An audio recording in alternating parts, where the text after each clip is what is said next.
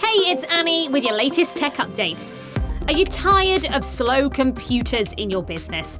Do your team complain about their devices because everything just seems to take longer? Before you decide to replace your hardware, let me tell you some simple ways to speed up Windows 10 and 11 computers. Firstly, restart it. Yes, it's basic advice, but it works. Restarting clears the background processes, applications and memory data, often resolving common performance issues. Next, manage your startup apps to save valuable system resources. Turn off unnecessary ones via the Settings app. Windows 11 has a feature that saves and restarts certain applications when you reboot.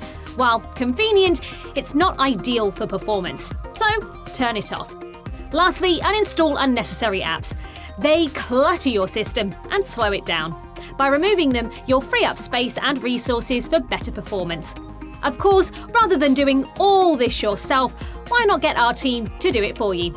They can check every aspect of your computers and network to look for other hidden problems. That's your tech update. More next week.